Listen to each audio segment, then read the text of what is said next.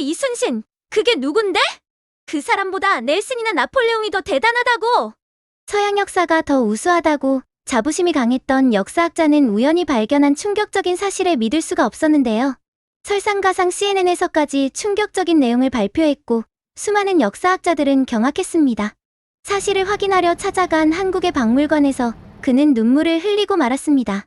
서양의 전문가였던 그는 왜 한국의 작은 박물관에서 눈물을 흘렸을까요? 코리아 파워 시작합니다. 안녕하세요. 저는 데이비드 스미스이고 역사 다큐멘터리 감독 및 제작자로서 활동하고 있습니다. 저는 제가 역사에 대한 제 관점이 바뀔 거라고는 전혀 생각하지 못했습니다. 수년 동안 저는 서양 군사 지도자들에 관한 다큐멘터리를 만들며 제 경력을 쌓아왔어요. 제 사무실 벽에는 CNN과 내셔널 지오그래픽을 위해 만든 작품들의 포스터가 걸려 있었습니다. 나폴레옹의 천재성과 알렉산더의 정복이라는 작품들이었죠. 방문객들이 그것들을 알아볼 때마다 저는 자부심을 느꼈습니다. 이런 다큐멘터리들 덕분에 저는 서양 군사 전략의 전문가로 유명해졌어요. 동료들은 종종 아시아 역사도 탐구해보라고 제안했지만 저는 항상 거절했습니다. 시청자들은 아시아의 작은 나라들이 아니라 로마와 영국에 관한 이야기를 원해요. 라고 말하곤 했죠. 사실 저는 서양의 군사적 사고방식이 아시아의 그것보다 단순히 더 우수하다고 믿었어요. 아시아의 분쟁들은 세계 역사에 중요하지 않은 작은 이야기라고 생각했습니다. 제 프로듀서 한나가 한국의 군사 지도자들을 살펴보자고 제안했던 날이 기억납니다. 저는 웃으며 한국은 우리가 시간을 들일 만한 군사적 천재들이 있기에는 너무 작은 나라예요. 제 일상적인 루틴은 서양의 전투와 전략을 연구하는 것이었습니다. 매일 아침 사무실에 도착해서 컴퓨터를 켜고 유럽과 미국의 군사 역사에 관한 기사들을 읽곤 했어요. 익숙한 이름들과 장소들이 있는 이 세계에서 저는 편안함을 느꼈습니다. 시저, 웰링턴, 패튼 등 이들은 제가 존경했던 지휘관들이었죠.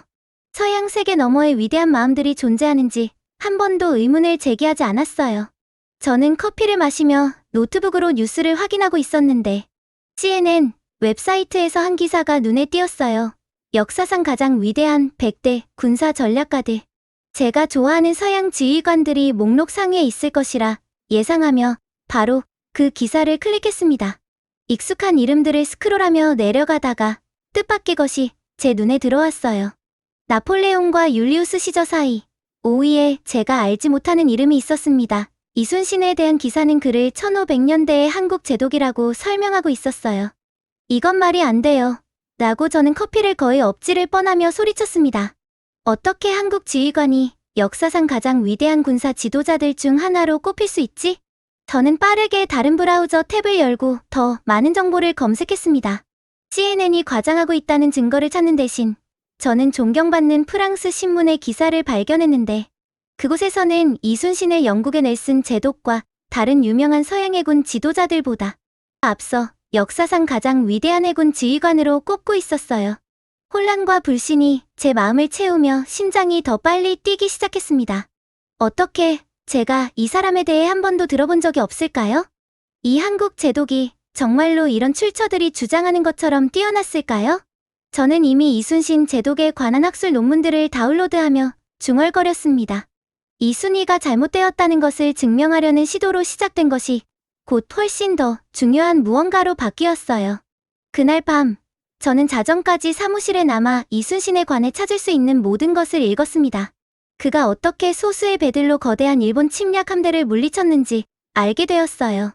세계 최초의 철갑선인 거북선에 대해 읽었는데 이는 서양 해군이 비슷한 기술을 개발하기 수세기 전에 만들어진 것이었습니다. 가장 인상적인 것은 명량해전에서 그의 13척의 배가 133척의 적함을 물리친 것을 발견했다는 점이었어요. 아마도 세계 역사상 가장 일방적인 해전 승리였을 겁니다. 그날 밤 집으로 운전해 가면서 제 마음은 여러 생각으로 가득 차 있었습니다.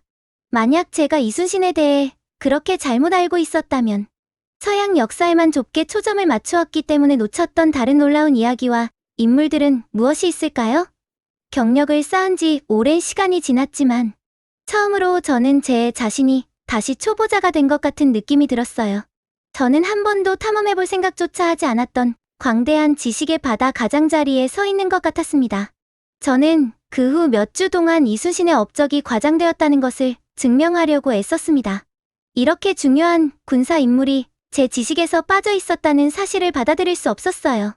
자존심이 상했습니다. 이렇게 중요한 인물을 놓쳤는데 어떻게 제가 역사 전문가라고 할 수 있을까요? 이순희는 분명히 부풀려진 거야 라고 이순신의 전투와 서양 제독들의 전투를 비교하는 스프레드시트를 만들며 혼잣말을 했습니다. 각 지휘관의 함선수, 병사수, 승리 횟수를 꼼꼼히 기록했어요. 서양 지도자들이 더 우수하다는 것을 숫자가 보여줄 거라고 확신하고 있었습니다. 하지만 증거는 계속해서 제가 틀렸다는 것을 증명하고 있었어요. 이순신은 항상 수적 열세에도 불구하고 지휘한 모든 전투에서 승리했습니다. 그의 전술적 혁신은 시대를 수세기 앞서 있었어요. 연구하면 할수록 저는 더 불편해졌습니다. 제 깔끔한 세계관이 무너지고 있었어요. 어느 날 아침, 한나가 제 사무실에 들러 책상 위에 쌓여가는 한국해전에 관한 책들을 발견했습니다. 새로운 관심사를 찾은 것 같네요. 한나가 말했어요. 그냥 이순신에 대한 이런 주장들을 확인해보는 중이에요. 저는 편안한 척하며 대답했습니다. 아시아 역사학자들이 그의 중요성을 과장하고 있는 게 틀림없어요. 한나는 눈썹을 들어 올렸지만 아무 말도 하지 않았어요. 아마 제가 발견한 것들과 씨름하고 있다는 것을 알아챘을 겁니다. 그날 저녁, 저는 또 다시 늦게까지 일하며 이순신의 전쟁 일기에서 번역된 페이지들을 읽고 있었습니다. 그의 글은 명확하고 사려 깊으며 정확했어요. 날씨 상태부터 선원들의 사기까지 모든 것을 기록해 두었습니다. 각 전투 전의 세심한 계획은 빛나는 지성이 작동하고 있음을 보여주었어요. 진정한 전환점은 미국 해군대학의 연구를 발견했을 때 왔어요. 미국 군사 전문가들은 수십 년 동안 이순신의 전투 전술을 가르쳐 왔었습니다. 그들은 이순신의 13척 배가 133척의 일본 전함을 물리친 명량해전에서의 승리를 역사상 가장 위대한 해군 업적 중 하나로 여기고 있었어요. 저는 의자에 기대 앉아 컴퓨터 화면을 바라보고 있었습니다. 제 나라의 군사 전문가들이 오래전에 이순신의 천재성을 인정했는데 저는 전혀 알지 못했어요. 갑자기 제 무지함이 엄청나게 크게 느껴졌습니다. 도움이 필요해요. 저는 스스로에게 인정했습니다. 다음 날, 저는 자존심을 꾹 누르고 컨퍼런스에서 만났지만 한 번도 진지하게 대하지 않았던 한국계 미국인 역사학자인 박 박사에게 이메일을 보냈어요. 이순신 제독에 대해 이야기할 의향이 있는지 물었습니다. 그는 몇 시간 내에 기꺼이 도움을 주겠다고 답장을 보내왔어요.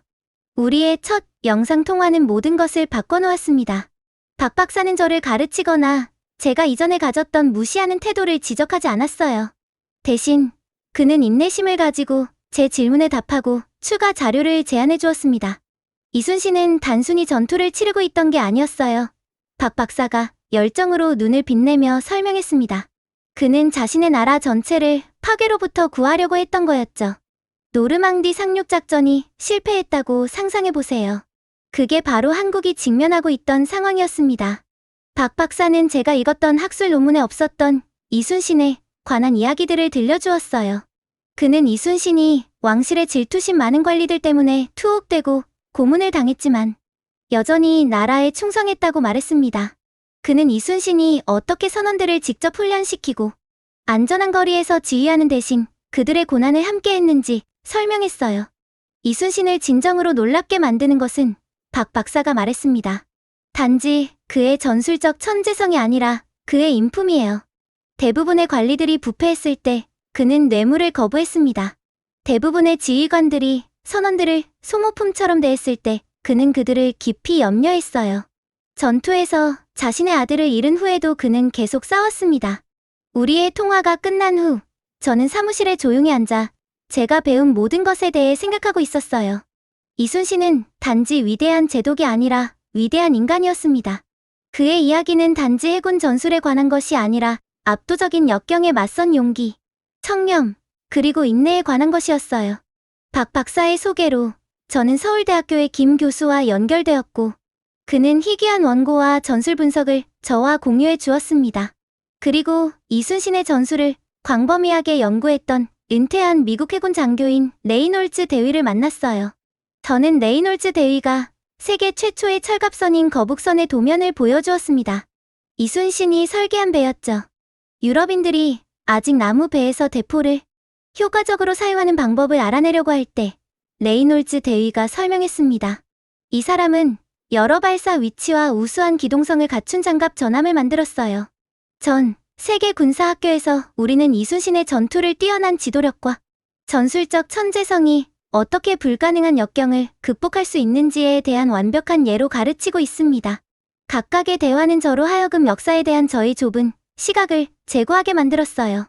이 전문가들은 제가 서구 중심적 관점을 넘어서 볼 수 있도록 도와주는 안내자가 되었습니다.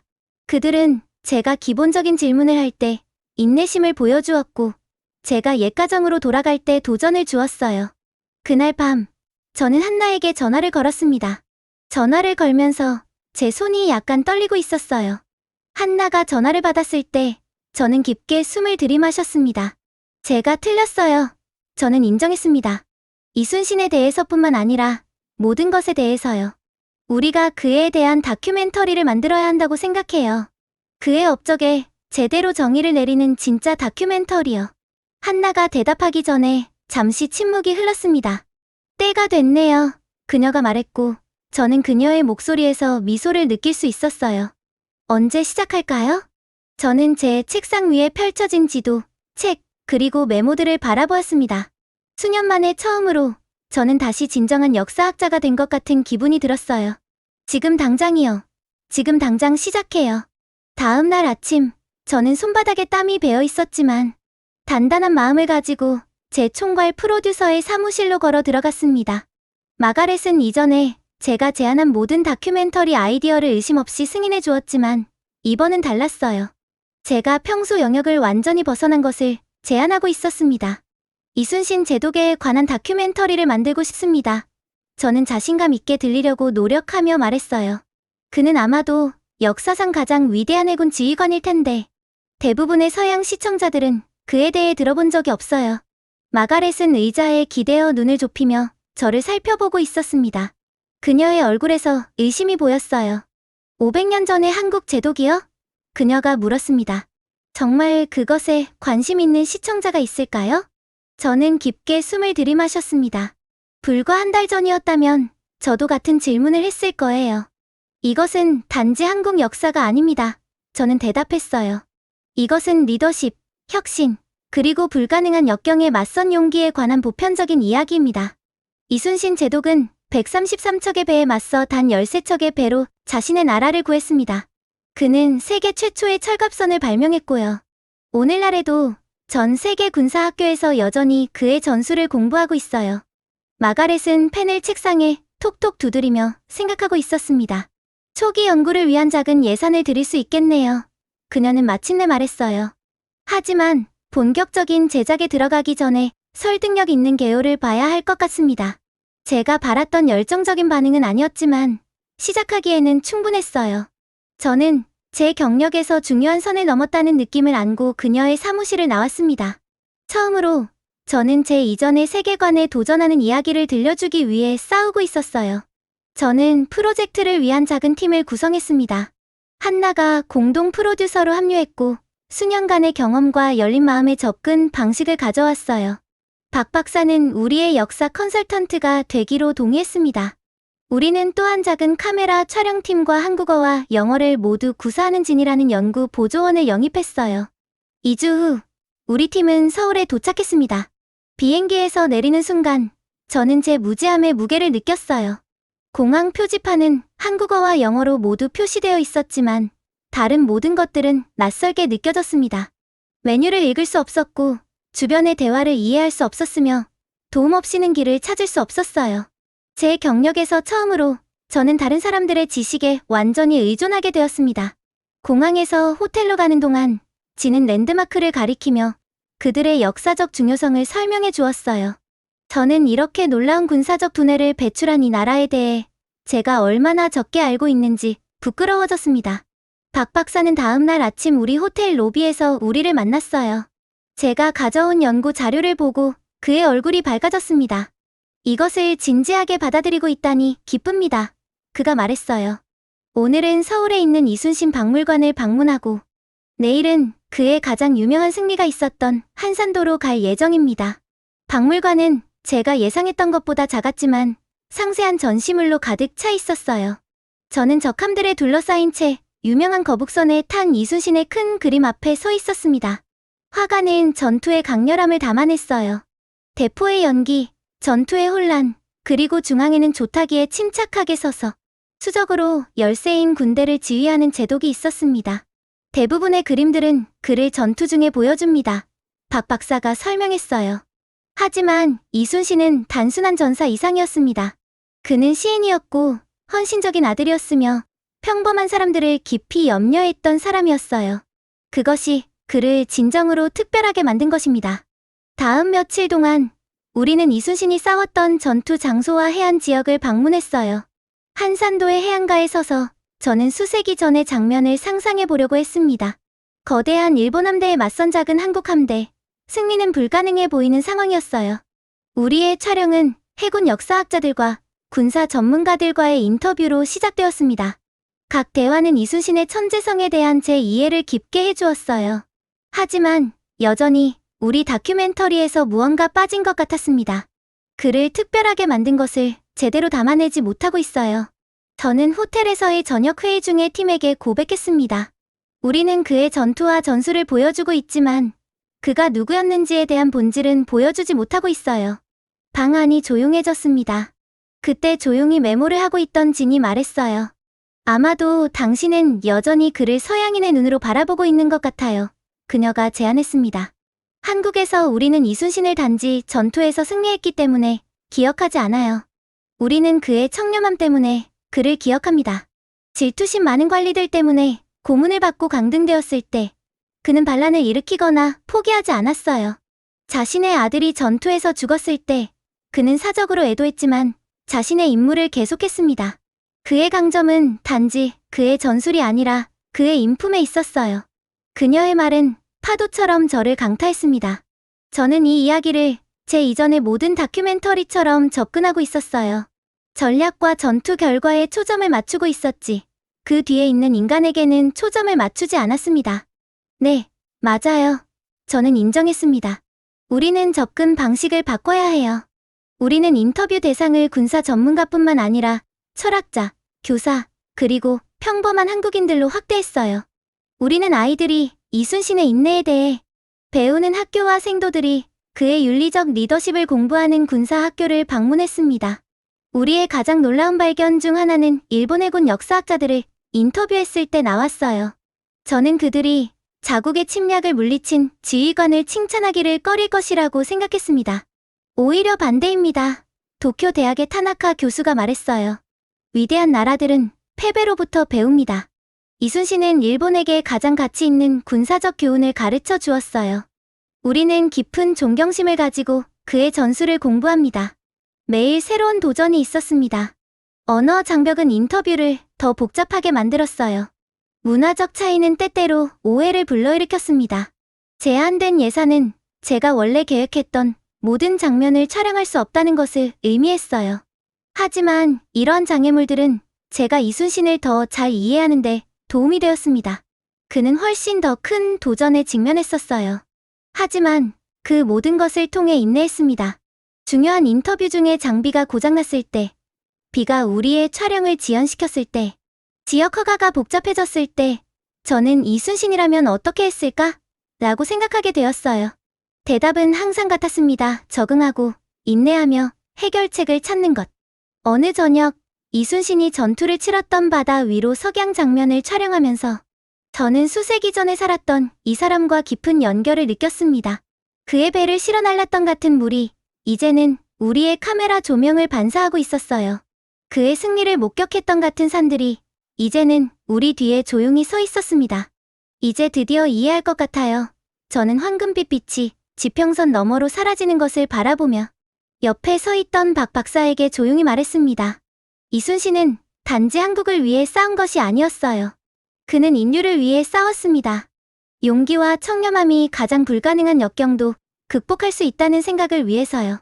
박 박사는 고개를 끄덕였어요. 그래서 그의 이야기는 한국인뿐만 아니라 모든 사람에게 의미가 있는 것입니다. 그리고 그렇기 때문에 당신이 이 이야기를 들려주기에 적합한 사람인 거예요. 당신은 그의 위대함을 보기 위해 자신의 편견을 극복해야 했기 때문입니다. 한때 전장이었던 평화로운 바다를 바라보면서 저는 제가 얼마나 많이 변했는지 깨달았어요. 이순신을 이해하기 위한 제 여정은 저 자신, 제 제한된 관점, 그리고 제가 놓치고 있었던 광대한 역사의 세계를 이해하기 위한 여정이 되었습니다. 다큐멘터리는 형태를 갖추기 시작했고 제가 이전에 만든 어떤 것과도 다른 것이 되어가고 있었어요.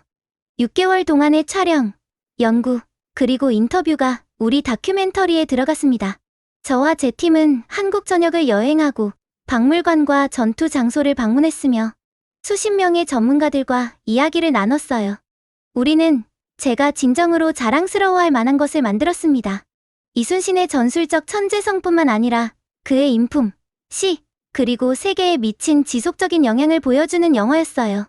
저는 흥분과 자신감을 가지고 방송사 임원들에게 우리의 러프컷을 보냈습니다. 그들의 응답은 3일 후에 왔고 그것은 마치 배를 얻어맞은 것처럼 충격적이었어요. 너무 철학적이다. 프로그램 책임자의 주요 코멘트에 적혀 있었습니다. 액션이 충분하지 않다. 우리 시청자들은 시와 한국 철학이 아니라 전투 장면과 군사 전략을 원한다. 저는 화면의 이메일을 바라보며 손이 약간 떨리고 있었어요. 임원들은 우리가 다큐멘터리를 서구화하기를 원했습니다. 전투에 더 초점을 맞추고 이순신의 인품에는 덜 초점을 맞추라고 했어요. 그들은 한국 학생들과의 인터뷰를 줄이고 넬슨과 같은 서양 제독들과의 비교를 더 추가하라고 제안했습니다. 어떻게 하고 싶으세요? 한나가 저에게 물었습니다. 그들이 원하는 대로 변경할 수도 있어요. 여전히 이순신에 관한 다큐멘터리가 될 테지만 다를 뿐이죠. 저는 우리의 임시 편집실 벽을 바라보았어요. 우리는 그곳에 이순신의 전투 지도, 그의 생애 연대표, 그리고 그의 전쟁 일기에서 인용한 구절들을 붙여놓았습니다. 한 인용구가 제 눈에 들어왔어요. 아직도 배가 12척 남아있다. 이순신은 함대의 대부분을 잃고 모든 것이 절망적으로 보였을 때 그 말을 썼습니다. 그럼에도 그는 계속 싸웠어요. 그 순간 저는 제가 인품에 대한 자신만의 시험에 직면해 있다는 것을 깨달았습니다. 쉬운 길은 임원들의 요구를 따르고 그들이 원하는 다큐멘터리를 만들어 제 경력을 보호하는 것이었어요. 더 어려운 길은 우리의 비전을 지키고 모든 것을 위험에 빠뜨리는 것이었습니다. 저는 이 몇 개월 동안 이순신에 대해 배운 것들에 대해 생각했어요. 그의 원칙을 타협하기를 원했던 부패한 관리들에 직면했을 때 그는 거부했습니다. 어리석은 전투 계획을 따르라는 명령을 받았을 때 그는 자신의 판단을 믿었어요. 그는 결코 흔들리지 않았어요. 아니요. 우리는 그것을 바꿀 수 없어요. 이순신의 위대함은 단지 그가 어떻게 전투를 싸웠는지가 아니라 그가 어떤 사람이었는지에 있었습니다. 만약 우리가 그의 전술에만 초점을 맞춘다면 우리는 그를 진정으로 특별하게 만든 것을 놓치는 거예요. 제 결정은 방송사와의 관계를 위험에 빠뜨리는 것을 의미했습니다. 그것은 아마도 다시는 다큐멘터리에 자금을 지원받지 못하게 될 수도 있다는 것을 의미했어요. 하지만 그 방에 서서 제 팀원들의 얼굴을 바라보며 저는 그것이 옳은 선택임을 알았습니다. 방송사는 우리의 자금을 줄였지만 프로젝트를 완전히 취소하지는 않았어요. 저는 우리가 구상한 대로 영화를 완성하기 위해 제 저축을 사용했습니다. 우리는 그것에 단순히 제목을 붙였어요. 제독 이순신이 당신이 전혀 몰랐던 세계를 어떻게 바꾸었는가. 다큐멘터리가 마침내 3개월 후에 방영되었을 때 저는 시청자들이 그것을 지루하거나 한국 문화에 너무 초점을 맞춘 것으로 여길까 봐 걱정하며 제 거실에서 긴장되게 지켜보았어요. 방영 후 첫 1시간 동안은 침묵이 흘렀습니다. 그런 다음 제 전화가 알림으로 진동하기 시작했어요. 반응은 압도적이었습니다. 시청자들은 이순신의 믿을 수 없는 승리뿐만 아니라 그의 인품, 시, 그리고 흔들림 없는 헌신에 매료되었어요. 군사학교들은 그들의 교육에 다큐멘터리를 사용할 수 있는 허가를 요청했습니다. 대학들은 그것을 그들의 교과 과정에 추가했어요. 가장 놀랍게도 이전에 역사나 한국 문화에 관심이 없었던 사람들이 압도적인 역경에 맞선 이순신의 인내 이야기에 감동을 받았습니다. 제 받은 편지함은 시청자들의 메시지로 가득 찼어요. 한국에 이렇게 놀라운 역사가 있다는 것을 전혀 몰랐어요. 이순신의 리더십은 진정한 용기가 어떤 것인지 생각나게 합니다. 이 다큐멘터리는 제가 역사를 생각하는 방식을 바꿨어요. 우리를 의심했던 방송사는 이제 세계 역사에 숨겨진 영웅들에 관한 시리즈를 원했습니다. 그들은 제가 전통적인 역사 서술에서 배제되었던 아프리카, 남미, 그리고 아시아의 놀라운 인물들을 탐구해달라고 요청했어요. 갑자기 제 여정이 시작되기 전에는 중요하다고 생각하지 않았을 이야기들을 들려줄 수 있는 문이 열리고 있었습니다. 가장 위대한 순간은 서울에서의 상영 중에 왔어요. 한 노인 한국 남성이 그 후에 저에게 다가왔는데 그의 눈은 감정으로 촉촉했습니다. 저의 할아버지는 일본 점령기 동안 그들이 우리의 과거를 지우려고 했을 때 한국 역사를 보존하기 위해 싸웠습니다. 그가 약간 떨리는 목소리로 말했어요. 세계가 우리의 가장 위대한 아들 중 한 명을 있는 그대로 볼 수 있도록 도와주셔서 감사합니다.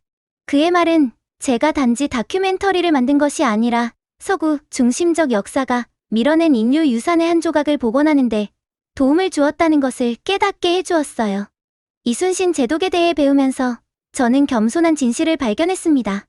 위대함은 국경과 시간을 초월하는 보편적인 언어로 말합니다. 제 책상 위에는 박 박사가 선물한 작은 나무 거북선 모형이 놓여 있습니다.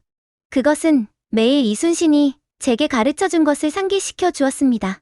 진정한 승리는 단지 전술적 뛰어남에서 오는 것이 아니라 흔들리지 않는 청렴함에서 온다는 것.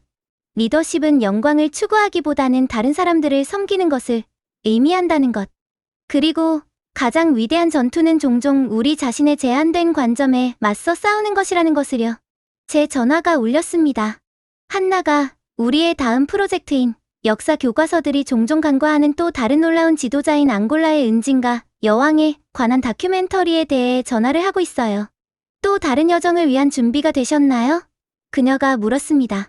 저는 제 책상 위의 거북선을 바라보며 미소를 지으며 말했습니다. 언제나 준비되어 있죠. 아직 들려줄 이야기가 너무 많이 남아 있어요. 우연히 이순신의 이름을 발견하면서 시작된 여정은 역사에 대한 우리의 이해를 확장하기 위한 평생의 사명이 되었습니다. 저는 한때 제가 전문가라고 생각했지만 이제 저는 여전히 학생이며 전 세계가 제 교실이고 모든 문화, 모든 시대에서 교사들이 기다리고 있다는 것을 알고 있어요. 우리가 겸손하게 귀 기울일 준비가 되어 있다면 그들은 기꺼이 그들의 지혜를 나눌 준비가 되어 있습니다. 그는 서양 역사만이 중요하다고 믿었던 역사학자였습니다. 그러나 이순신 제독을 발견하면서 그의 세계관은 완전히 바뀌었습니다. 때로는 우리가 알지 못했던 역사 속에 더 위대한 이야기가 숨어 있습니다. 그가 깨달았듯이 진정한 역사가는 익숙한 이야기만 반복하는 것이 아니라 모든 문화의 목소리에 귀 기울일 준비가 되어 있어야 합니다. 어쩌면 우리 모두는 자신의 이순신을 찾아 나서야 하지 않을까요? 우리의 좁은 시야를 넓혀줄 그 무언가를 말이죠. 여러분의 생각들을 댓글로 남겨주세요. 그리고 마음에 드셨다면 구독과 좋아요 부탁드려요. 지금까지 시청해주셔서 감사합니다.